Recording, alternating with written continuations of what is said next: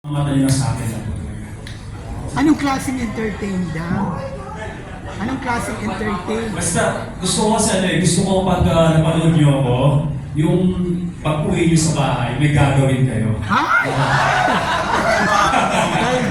Ano kaya yun?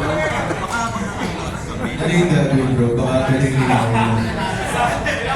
Baka habang nanonood pa lang may gagawin. So,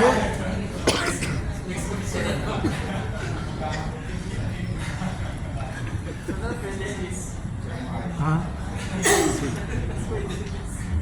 Next question, Archie Young.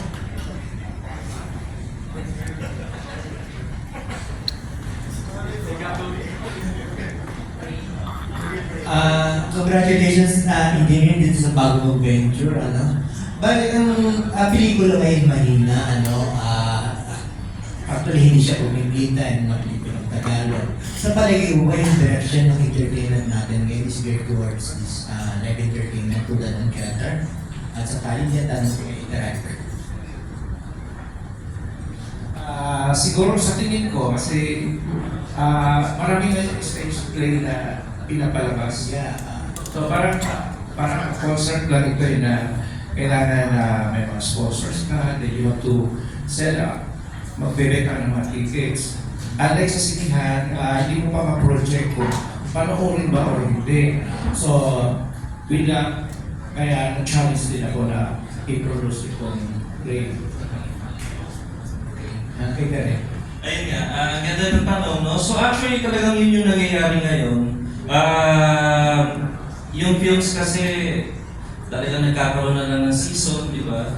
Pero, syempre pag maganda rin naman ang pelikula at napag-uusapan, talagang may manonood at manonood din, di ba? Pero iba rin kasi ang play. So, we need to, remember na yung play is another medium of art. So, different, although parehas siyang visual arts, pero meron talagang ang galing at ganda ang teatro. So dito kasi yung pagkabilib, pagkahanga sa pinapanood, right there and then, pag nagalingan ka, di ba, standing ovation, yun nga yung sinasabi ko sa kanila, tulad ng tanong kanina, walang bang sasalo kayo mag-isa dyan. So dyan ma-assess nyo agad sarili nyo. Pagkatapos ng play at pinalampakan kayo standing ovation, you can easily assess yourself as an actor. Unlike sa film, di ba? So sa film kasi, wala, may take 1, may take 2, dito wala. So kayo din, na-excite din kayong, of course na-excite din kayong panoorin sila. Di ba? Parang tignan ko nga pagdating sa teatro kung may ibubuga itong mga to. Di ba? Kayo mismo, gusto nyo rin makita sa sariling mata nyo yun. Kasi alam nyo sa pelikula, may take 2 di ba? Dito wala. So, ngayon, feeling ko talaga, ang daming mga live shows, no? Theater, musical, ang daming naka-line up, ang daming nagpapapang sa internet. Kasi ito, hindi na pa-pirate.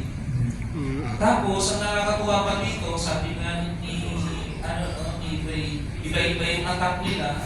So, dahil doon, baka pag pinanood mo yung isa, gusto mo rin panoorin yung tatlo. Kasi kung paano yung attack nila. No? Kasi as a director, sabi ko sa kanila yung mga nuances nyo, dramatic poses nyo, kanya-kanya. Lalo na kung saan kayo kampante kasi may macho dancing, may macho dancing na portion. So, gusto ko yung galaw nyo. Ayoko yung kopyain nyo yung isa tapos magiging awkward sa body movements nyo. So, challenging mapanood yung, parang sa genre, iba yung genre nilang apat, hindi po ganun. So, maganda. So, totoo yan, lahat ngayon medyo nauwi na sa mga live shows kasi yun kumbaga gusto natin makapanood ng live, di ba?